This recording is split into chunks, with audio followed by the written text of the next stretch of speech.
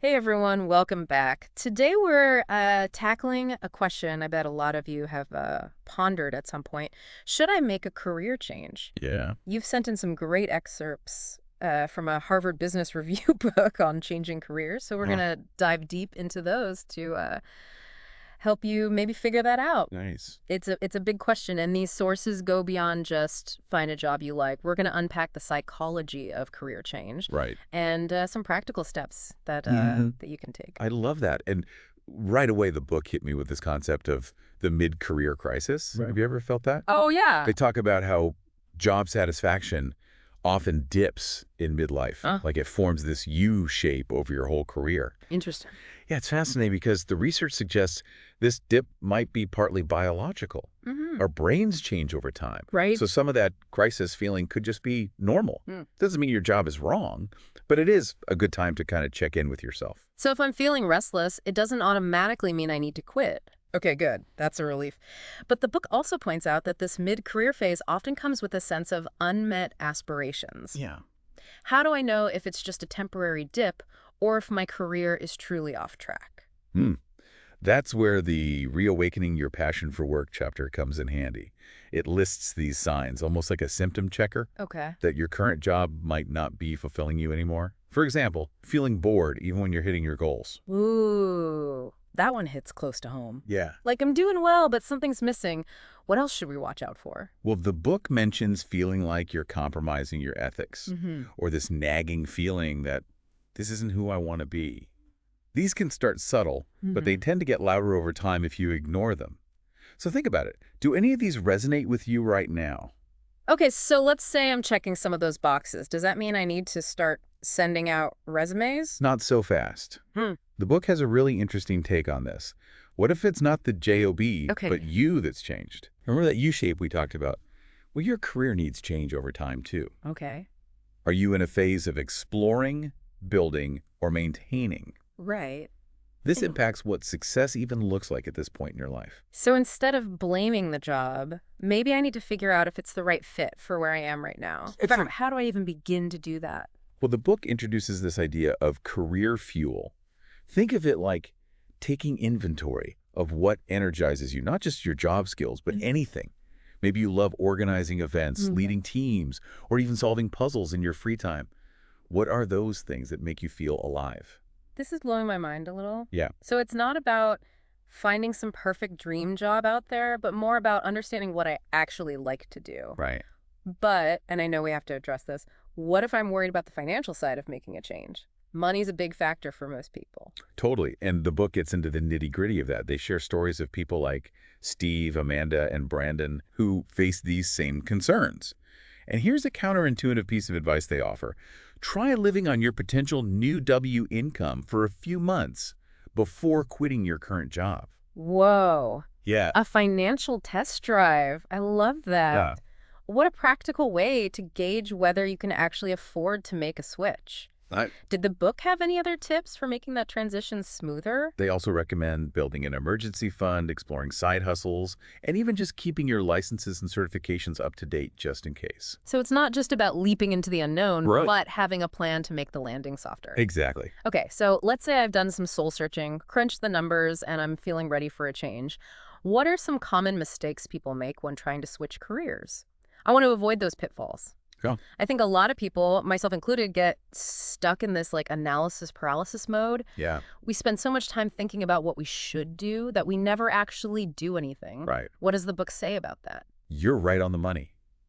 The book says the biggest mistake people make is trying to figure out their true self before finding a new job. Okay. This can lead to, as they call it, analysis paralysis. They even tell the story about Gary, Mm-hmm. who spent a whole year researching and planning, but never made any real progress. Oh my gosh, I know so many Garys. Right. Okay, so if overthinking is the wrong way to go about it, what's the right way to approach a career change? Well, the book suggests a working identity approach. Instead of trying to figure everything out in your head, you actually discover yourself through doing. It's about trying things out, experimenting, Okay. and seeing what clicks. That sounds way less daunting than trying to have all the answers up front. The book gives some great examples of this, right? Exactly. They talk about apprenticeships, volunteering, or even just job shadowing someone for a day. Oh, okay. Think about it like this. What's one small experiment you could try today that could give you some real-world insight into a potential career path? Love that. It's not about finding the answer, Right. but ruling things OUT and learning as you go. Yeah. Okay, but let's say I've done some experimenting, I found something I'm passionate about, and I'm ready to make the move. How do I explain this nonlinear career path to others, like potential employers? That's a great question. Turning your complex career path into a coherent story chapter addresses that head on. Mm-hmm. Instead of just listing your past jobs, Okay. the book recommends focusing on themes. Okay. What are the common threads that run through your experiences? What are the transferable skills and underlying passions that kind of connect the dots? So instead of thinking I was a teacher, then a barista, then a freelance writer, it's more about finding the underlying theme of, say, communication or helping others. I Exactly. remember the book had a great example of this. Yes. They talked about someone who had been a translator, a fundraiser, and a marketer. On the surface, those seem like totally different fields. Right. But when you look closer, the theme was translation just in different contexts. That's so smart. Okay, so how do I actually translate that into something I can share on a resume or in an interview? This is where crafting a compelling narrative comes in. Mm-hmm. Your LinkedIn profile, for example, That's right. should tell a story that highlights your unique skills and experiences and how they connect to the roles you're pursuing. Okay. The book emphasizes showcasing your accomplishments, Mm. not just your responsibilities. What did you achieve in your previous roles? How did you make a difference? So it's not about trying to fit into some pre-existing mold, but about owning my unique path and showing how it's led me to where I am today. That's empowering. Right. But let's get back to the practical side of things for a moment. What are some smart financial moves to consider when making a career switch? Well, building an emergency fund is crucial, as we mentioned before. Right. Having that financial cushion can alleviate a lot of stress during the transition. Mm-hmm. It gives you the freedom to be more selective in your job search and not just jump at the first offer that comes along. Right. It's about having options and not feeling backed into a corner. Yes, exactly. And I really loved the advice about trying to live on your potential new income before actually quitting your current job. That seems like such a smart way to prepare. It's a reality check. It allows you to adjust your lifestyle and spending habits in advance Right. and avoid any financial surprises later on. It might even reveal that you don't need as much money as you thought to be happy, Right. which can open up a whole new world of possibilities. That's a great point. It's so easy to get caught up in the more money, more problems mentality, but sometimes less is more. Mm. Okay, so we've talked about the financial prep, but what about the emotional side of things? Changing careers can be scary. How do we deal with those inevitable doubts and fears? One of the best things you can do is manage expectations. Talk to your family and loved ones about what this change might mean for them, both practically and emotionally. Open and honest communication is key. It's recognizing that this is a journey you're taking together and everyone involved needs to be on board. The book also suggests maintaining any relevant licenses or certifications from your previous career just in case. It's like having a safety net, even if you're confident about the change you're making. Absolutely. It takes some of the pressure off and gives you the option to pivot back if needed. But let's address another common fear. What if you're mid-career and considering a field that seems to value youth? How do you overcome that hurdle? That's a big one. I think a lot of people feel like they're too old to make a change, especially in certain industries.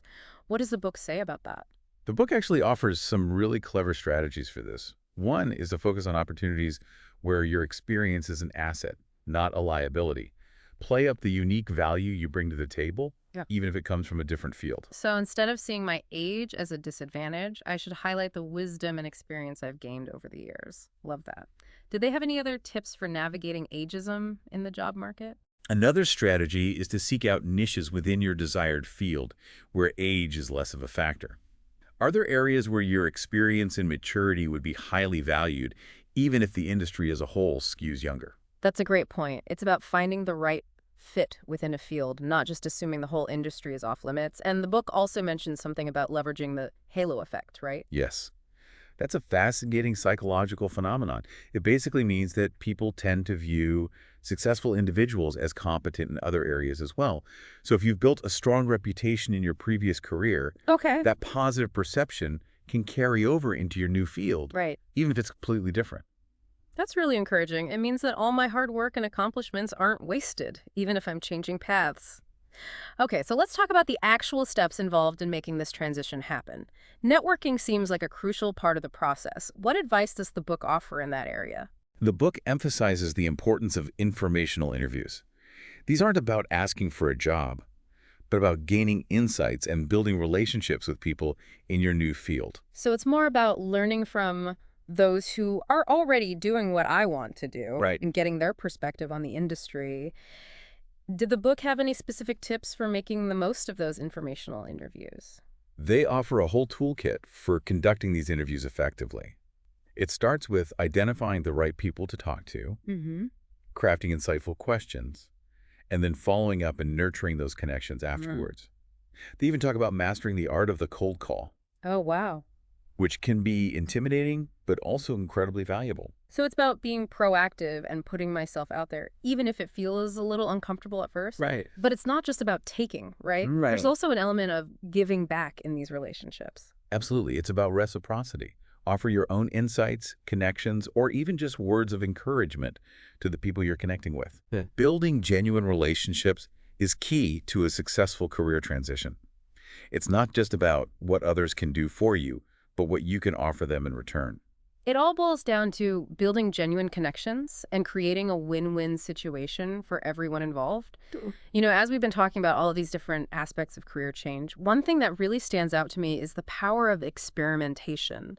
The book really emphasizes that test drive approach. Yes, it's like dipping your toes in the water before diving headfirst into a new career. Remember Joanne, Yeah, the Harvard grad who became a baker? right, Her story really highlights this.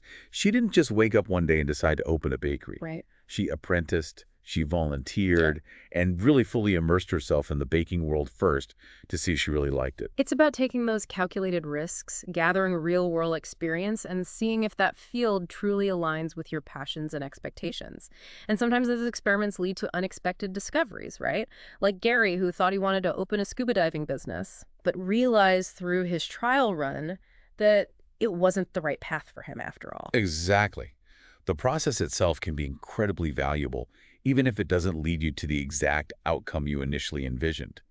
It's about self-discovery Okay. and learning as you go. I love that. So even if someone listening isn't planning a major career switch right now, Yeah. this whole process of exploring and experimenting can still bring a lot of value to their current work. Right. They might find new ways to engage with their current role Mhm. or discover hidden passions they didn't even know they had. Absolutely. It's about staying curious, open to new possibilities, and embracing a lifelong journey of learning and growth. Your career isn't a static destination, it's an evolving path with twists and turns and exciting detours along the way. Well said.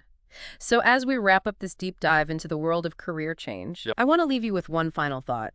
What's one small experiment you can try today to bring more passion and purpose into your work? Maybe it's volunteering for a new project, taking an online course in a subject that intrigues you, or even just having a coffee chat with someone in a field you admire. The most important thing is to take action, Right. however small, and see where it leads. Yeah. You never know what amazing opportunities might be waiting just around the corner. Thanks for joining us on this journey of exploration. Until next time, keep diving deep and keep those experiments going. You never know what you might discover about yourself and your true calling.